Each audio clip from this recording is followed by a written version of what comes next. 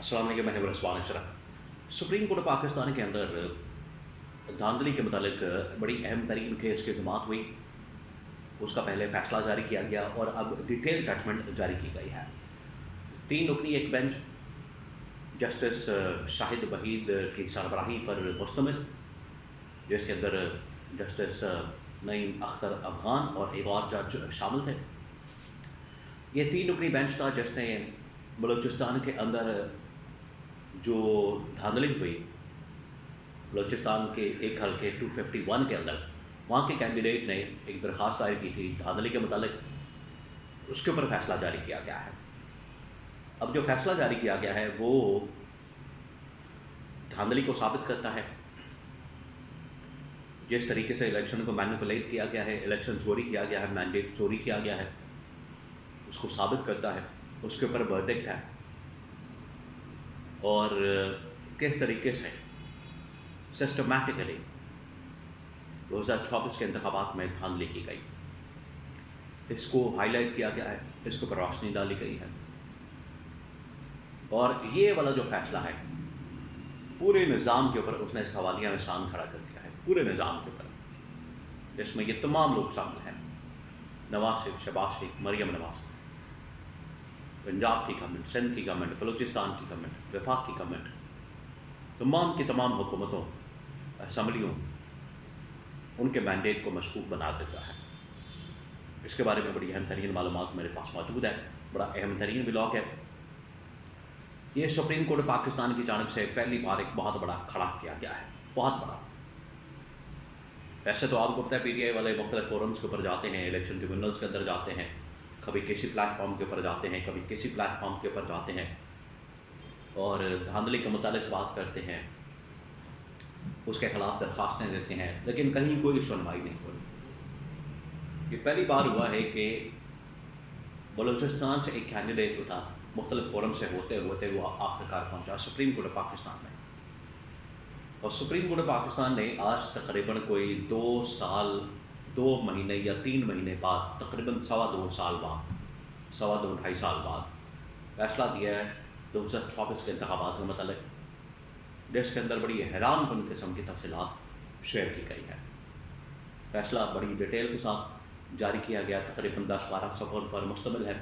اس سے پہلے اس کے متعلق شارٹ آرڈر جاری کیا گیا تھا، لیکن اب ڈیٹیل ججمنٹ کے اندر جو باتیں بیان کی گئی ہیں وہ بڑی حیران کن ہیں۔ 3-4 چیزیں جو اس کے اندر پوائنٹس ہیں وہ میں آپ کو بتاتا ہوں۔ اکثر میں اس کے بارے میں پہلے بھی بات کرتا رہتا ہوں، پی ٹی آئی والے، عمران خان، باقی جماعت کے لوگ، اپوزیشن کے لوگ اس کے اوپر بات کرتے رہتے ہیں، لیکن آج سپریم کورٹ نے اس کے اوپر بات کر کے، اس کو ہائی لائٹ کر کے مور لگا دی ہے۔ اس کے 3-4 بڑے پوائنٹس۔ نمبر 1، اب آپ نے غور سے سنا ہے، نمبر 1 وہی رولا ہے اس کے اندر، فارم 45، فارم 47، اور اب تو فارم 48 نکل آیا۔ پہلے 45 تھا، 45، پھر 47 کا مسئلہ بنا، 47، اور اب 48 کا ایک معاملہ سامنے آ گیا، اور کہا گیا کہ وہاں پر ایک سسٹمیٹکلی مینیپولیٹڈ طریقے سے الیکشن کے اندر دھاندلی کی گئی، اور جو جیتنے والا کینڈیڈیٹ تھا اس کے ووٹ نکال کے ہارنے والے کینڈیڈیٹ کو دے دیے گئے، اور اس طرح سے ہارنے والا کینڈیڈیٹ جیت گیا، اس کو جتوا دیا گیا دھاندلی کے ذریعے، اور جیتنے والے کینڈیڈیٹ کو دھاندلی کے ذریعے ہروا دیا گیا۔ یہ اس کے اندر مینشن کیا گیا کہ جس طریقے سے وہاں پر انتظامیہ نے، ریٹرننگ افسران نے، باقی لوگوں نے، الیکشن کمیشن آف پاکستان کے لوگوں نے وہاں جو دھاندلی کی، وہاں جس طریقے سے اس کو مینیپولیٹ کیا، جس طریقے سے اس کے اندر 2 نمبری کی، نہ صرف فارم 47، فارم 47، فارم 48، 45 پہ، 47 پہ، 48 پہ، ان کے اندر بے شمار بے ضابطگیاں، بے شمار اس کے اندر دھاندلی کی شکایات، اور سپریم کورٹ پاکستان نے کہا ہے کہ وہاں پر الیکشن دوبارہ کروانے کی بجائے، دوبارہ ریکاؤنٹنگ کے بجائے، آپ یہ جو فارم 45، فارم 47، فارم 48 ہیں، ان کو ٹیلی کریں، حقیقت سامنے آ جائے گی۔ سب سے بڑا نقطہ یہ بیان کیا گیا۔ نمبر 2، انہوں نے نقطہ بیان کیا، انہوں نے کہا کہ الیکشن کمیشن آف پاکستان، وہاں الیکشن کمیشن آف پاکستان کے لوگ इंतज़ामिया براہ راست اس کے اندر ذمہ دار ہیں جنہوں نے یہ کام سر انجام دیا، ان کے اوپر ذمہ داری عائد ہوتی ہے کہ انہوں نے اس کے اندر ٹرانسپیرنسی، شفافیت کو میک شور کیوں نہیں کیا. یہ براہ راست ان کو ذمہ دار قرار دیا گیا.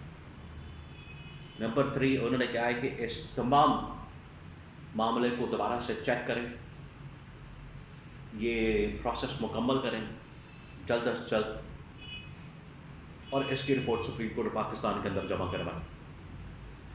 یہ اب آرڈر جاری کیا گیا ہے. اب یہ جو 3-4 پوائنٹس اس کے اندر بیان کیے گئے ہیں، اس سے 2-3 چیزیں ثابت ہو گئی ہیں. نمبر 1 یہ کہ کس طریقے سے یہ نہ صرف اس حلقے کے اندر بلکہ پورے پاکستان کے اندر، اور یہ میں آپ کو ایک اور بات بتا دوں کہ نواز شریف کا جو حلقہ ہے وہاں سے ڈاکٹر یاسمین راشد بھی سپریم کورٹ پاکستان کے اندر موجود ہے، اور اس کے اندر بھی یہی معاملہ ہے کہ فارم 45، فارم 47، فارم 48 چینج کیا گیا ہے. بالکل اسی طریقے سے مریم نواز کا حلقہ بھی چیلنج ہے، شہباز شریف کا حلقہ بھی چیلنج ہے. اور یہاں سے یہ ثابت ہو گیا ہے اس قسم کی جو ورڈکٹ آئی ہے، جو اس کے اندر ریمارکس ہے، آبزرویشن ہے، بڑی زبردست ہے. انہوں نے کہا کہ فارم 45، فارم 47، فارم 48 کس طریقے سے چینج کیا گیا، اس کے اندر نمبرنگ چینج کی گئی ہے، کٹنگ کی گئی ہے، جیتنے والے کو ہروا دیا گیا، ہارنے والے کو جتوا دیا گیا.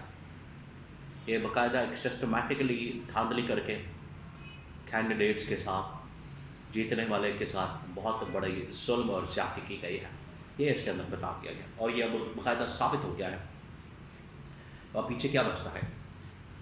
اس کا مطلب ہے کہ بڑی ہی سسٹمیٹک انداز میں 2024 کے اندر دھاندلی کی گئی. اب اس کا پول کھلنا شروع ہو گیا ایک ایک کر کے، اور تمام چیزیں سامنے آنا شروع ہو گئی. یہ شروعات ہے، آپ نے ذہن میں رکھنا. اور اچھی بات ہے کہ یہاں پر کوئی انڈیپینڈنس کے ساتھ کام کرتا ہے، کوئی انڈیپینڈنٹ فیصلہ دیتا ہے. اب اس کے بعد ان کے ساتھ ہوگی یا کچھ پتہ نہیں، بعد میں اس معاملے کو دبا دیا جائے، ججز کی ٹرانسفر کر دی جائے، کیونکہ کچھ بھی پاسبل ہے. 27ویں ترمیم کے بعد جس طریقے سے عدلیہ مکمل طور پر ایگزیکٹو کے کنٹرول کے اندر ہے، ان ججز کو فارغ کیا جا سکتا ہے، یہ کیس پکڑ کے آئینی عدالت کے اندر بھیجا جا سکتا ہے، وہاں سے اس کیس کا فیصلہ اوور ٹرن کیا جا سکتا ہے، انڈو کیا جا سکتا ہے، کچھ بھی ہو سکتا ہے.